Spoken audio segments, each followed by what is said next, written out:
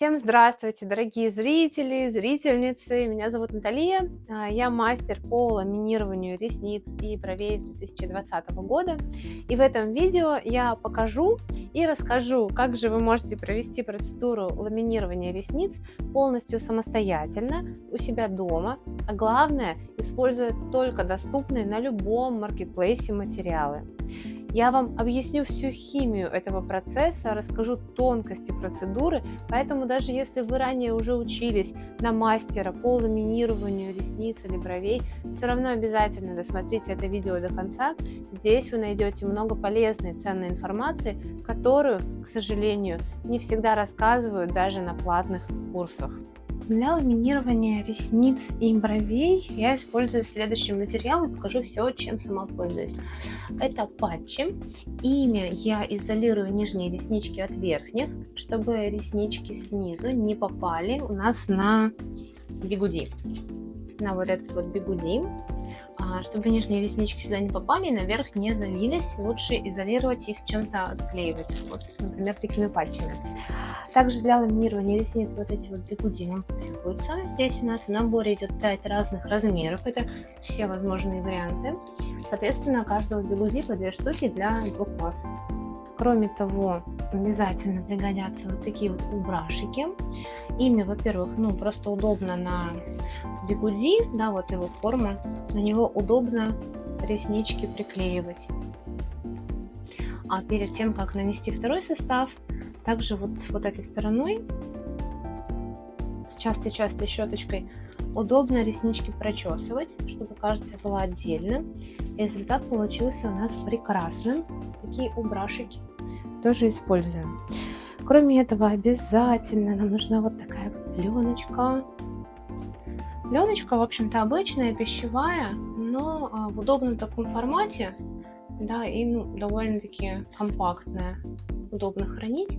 И, в принципе, если у вас ее нет и все остальное есть, вы можете заменить ее на обычную пищевую пленку или просто взять какой-то тонкий пакетик и от него какой-то фрагмент отрезать и накрывать экспозицию. Но вам нужно, чтобы он был вот липкий прям.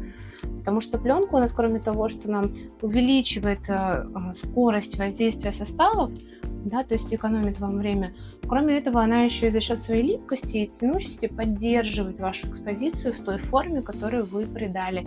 Поэтому все-таки лучше пленочкой пользоваться, не простым пакетом. Простой пакет уже совсем на крайняк. Также нам потребуется клей. Для ламинирования ресниц и бровей я использую от бренда тоже Lash Gym.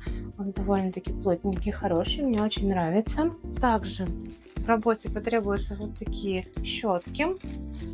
Ими, соответственно, удобно расчесывать ресницы в обычной жизни, да, укладывать брови тоже удобно после долговременной укладки или ламинирования бровей.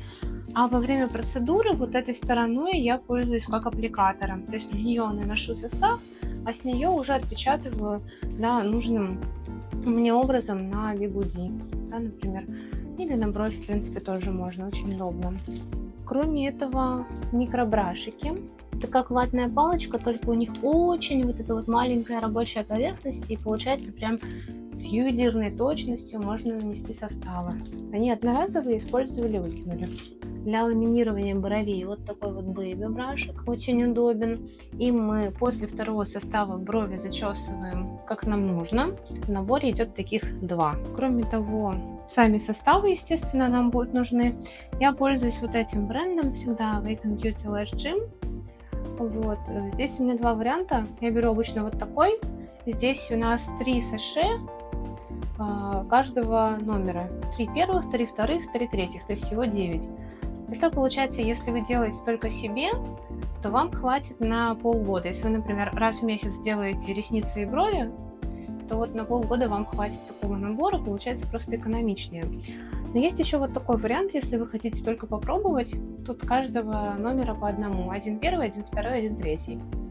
Довольно удобно, если вы как бы пока не делаете это часто, то вот тоже удобная форма. Ну и, конечно, куда без ватных палочек и ватных дисков. Ими я обычно смываю краску, насухо вытираю составы, да, то есть в основном для очищения использую. Вот такой родной изгиб ресниц у нашей модели без ламинирования. Перед началом процедуры обязательно хорошо очищайте и верхнее, и нижнее веко, и обязательно сами ресницы от макияжа, потому как мы обязательно используем вот такие патчи на клейкой основе для изолирования нижних ресниц, с тем, чтобы все нижние реснички остались под патчем и под ним держались, тем самым не попали на наши бигуди и не завились вместе с верхними ресницами в обратную сторону. Когда вы наклеили патчи, обязательно проверьте, все ли верхние ресницы остались сверху, все ли нижние остались снизу. Если вы видите, что какая-то верхняя ресница попала под патч, подтяните ее наверх, чтобы она из-под него выскочила. Таким образом вы завьете все верхние реснички и исключите возможность завивки нижних. Теперь выбираем наиболее подходящий для ваших ресниц размер бигуди. Бигуди бывают 5 размеров. Наиболее часто используется размер M. Размеры S, который самый маленький, он же создает самый выраженный эффект, используется реже, потому как часто, используя бигуди, вы можете переборщить с эффектом, и ваши ресницы будут касаться верхнего века при открытом глазе. Размеры M1, M2 и L также используются редко, так как для их использования подходят очень длинные ресницы, длиной более 1 см и больше. В данном случае в наших предпочтениях был естественный завиток, поэтому мы выбрали бигуди M1. Для фиксации бигуди на верхнее веко мы наносим клей на нижнюю часть бигуди, немножко его просушиваем и накладываем на верхнее веко в стык к линии роста ресниц, но не заходя на них.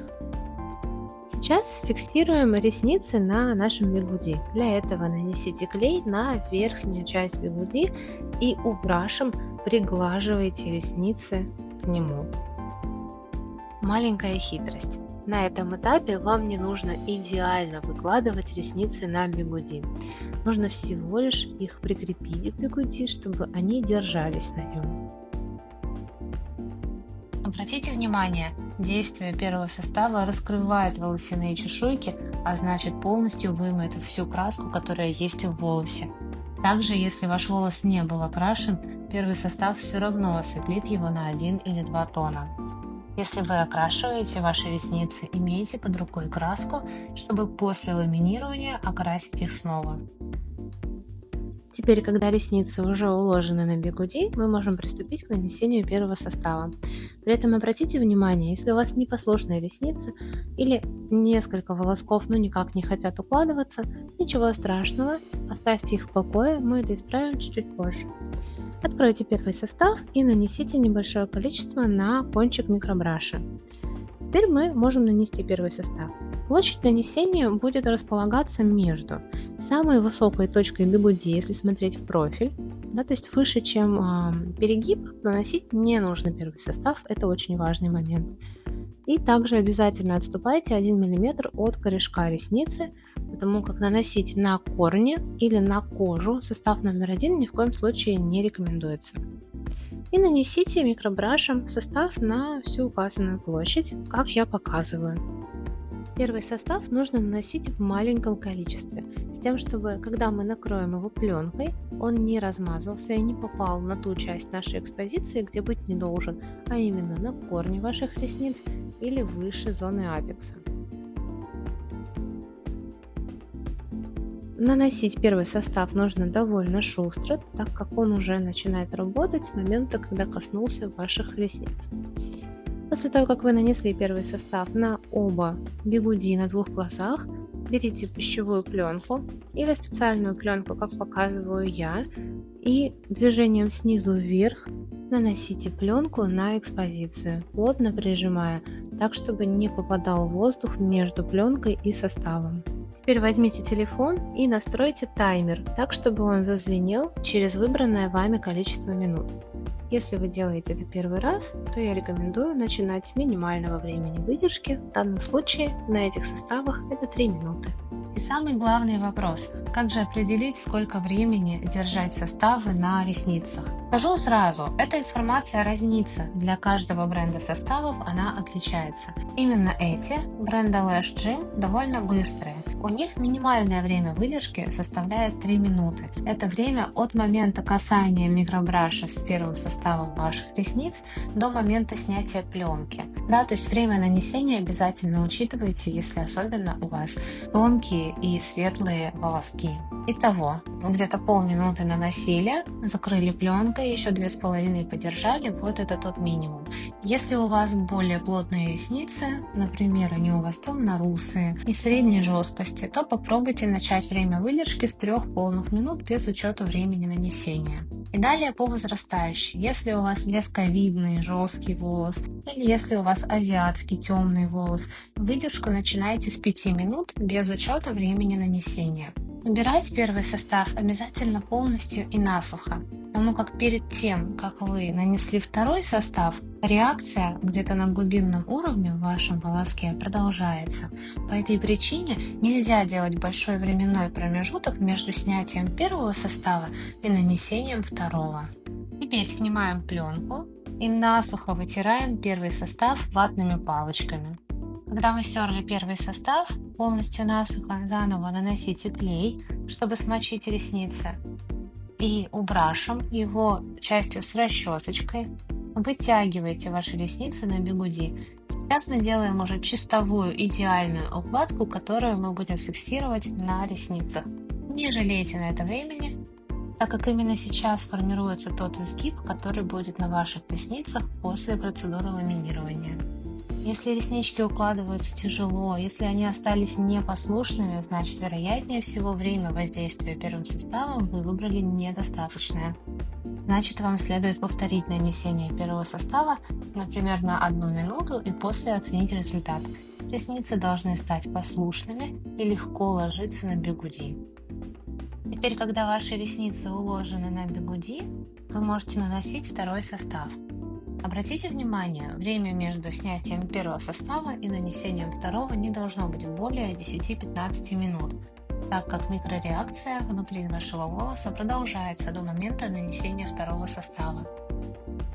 Наносите его обильно, не стесняйтесь, он может попадать как на корешки ресниц, как и на кончики. Он не сделает ничего плохого вашим ресницам, однако сработает он только в том месте, где был нанесен первый состав. После нанесения также накрывайте пленкой в стык, чтобы между пленкой и составом не оставалось воздуха. Снова обязательно поставьте таймер, который запищит через нужное количество минут. Минимальное время выдержки второго состава равняется времени выдержки первого, или вы можете прибавить несколько минут, это пойдет только в плюс. Для работы я всегда выбираю составы именно в маленьких объемах. Начинала я со всяких разных брендов, много чего перепробовала, но в соотношении цена-качество, особенно качество, меня в последние годы радуют именно вот эти составы, это Wake & Beauty, Lash Gym. Почему, да, в чем прикол? Во-первых, какие бы жесткие, непослушные волосы у вас ни были, если даже вы красите ресницы тушью, там завиваете их щипцами, но через полчаса они у вас падают, и вы ходили куда-то на ламинирование, в салон или ходили к мастеру, и вам не смогли уложить ресницы так, чтобы они смотрели куда вы хотите, да, вверх, то есть не смогли вам сделать более распахнутый взгляд, если вы делали долговременную укладку или ламинирование бровей и тоже никакого эффекта на себе не заметили, то это прям прямое показание именно к этим составам, потому что они укладывают даже мужской лесковидный волос. Об этом есть видео на этом канале, можете посмотреть, там просто увидите, что мужчина в кадре, открывайте, смотрите, вероятнее всего это будет оно. Второй момент, который для меня очень важен, поскольку не всегда там я делаю в день 35 ламинирований, периодически больше наращиваний, периодически больше ламинирования, это все по-разному, а эти составы я покупаю вот в такой огромной пачке, ну как огромной, она вроде как маленькая, но здесь 3 набора по 3 состава, то есть здесь 3 саше с первым составом, 3 саше со вторым составом и 3 саше с третьим составом. Это очень комфортно, если вы делаете это дома, потому что каждый раз, когда вы открываете новое саше в одном и том же наборе, вы получаете свежий, новый состав, который не выдохся. А если вы покупаете либо в баночке, да, в 5 мл, 10, 12 даже бывают баночки, либо в тюбике покупаете, да, такой состав, то вы его один раз вскрыли, туда попал воздух, и дальше уже пошел таймер, да, то есть через месяц-два, у кого-то чуть больше, эти составы уже не работают. И каждый раз, когда, точнее, за каждую единицу времени, которая лежит у вас вскрытый состав, он выдыхается. Это естественный процесс. Наш таймер прозвенел. Теперь мы поднимаем пленку и насухо стираем весь второй состав ватными палочками. Сразу после этого мы можем наносить краску. Окрашивание не является обязательным этапом ламинирования, но чаще всего это происходит именно так. Теперь же мы хотим темные, густые ресницы. В данном случае мы красим реснички нашей модели в сине-черный цвет. Я заранее размешала оксид номер 3 с краской 1 к 1. После ламинирования ресницы очень легко и быстро напитываются пигментом из краски, поэтому достаточно выдерживать всего 3-4 минуты. Удаляем краску, полностью насухо ее вытираем ватными дисками или ватными палочками. Снимаем с нашего клиента бигуди и также прочищаем все корешки ресничек ватными сухими палочками. Почему сухими? Потому как если вы будете использовать ватные палочки с мицеллярной водой либо с клинсером, вы рискуете накапать клиенту прямо в глаз или себе. Да, поэтому, когда краска еще прям видна невооруженным глазом, вытирайте ее сухими ватными палочками или ватными дисками. Теперь, когда мы очистили краску, полностью протираем наши веки от клея мицеллярной водой или клинсером. Протираем ресницы, также полностью исключаем наличие краски или остатков составов, и только после этого с помощью брашика или ватной палочки наносите третий состав на ресницы. Здесь по вашему желанию, либо вы можете оставить его для воздействия на 10 минут и закрыть пленкой, либо можете просто нанести его на ваши ресницы и так проходить до самого ближайшего контакта с водой и потом просто смыть. Эффект и в том и в другом случае будет замечательным. Итак, мы завершили процедуру ламинирования ресниц. Вот какой изгиб у нас был до. И вот наш изгиб после процедуры ламинирования.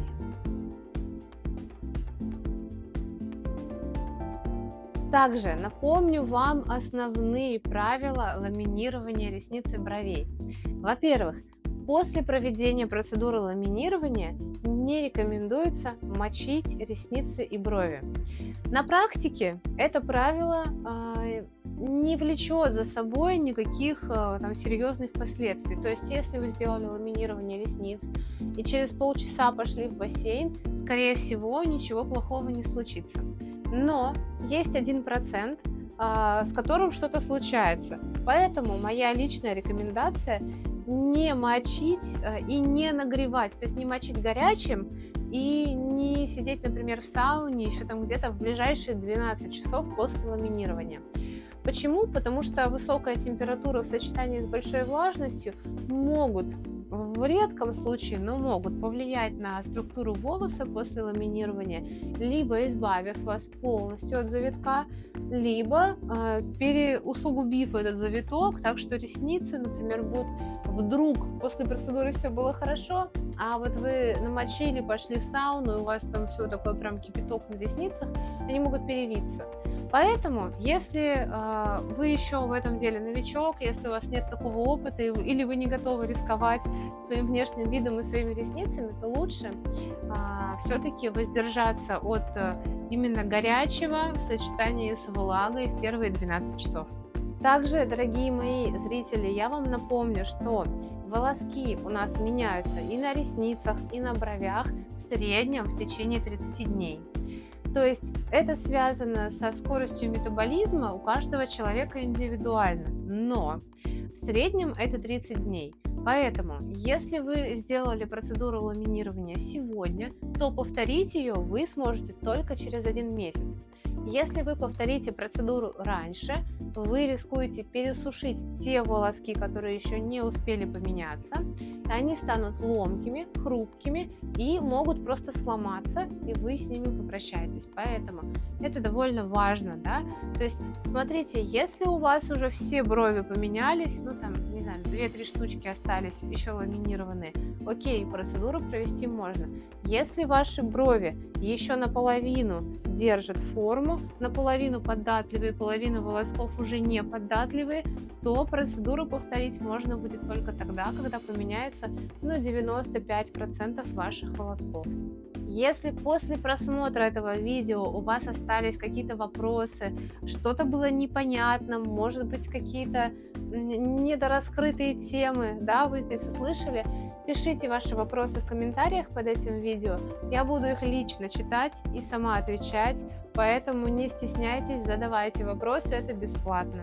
Обязательно, если вам понравилось, было ценно или вы узнали что-то новое, как мастер, ставьте лайк. Итак, вы посмотрели видеоинструкцию по ламинированию ресниц на примере состава Flash Gym. Подписывайтесь на канал нашего бренда, а также участвуйте в нашем конкурсе и получайте возможность каждый месяц выигрывать годовой запас составов бренда Lash Gym.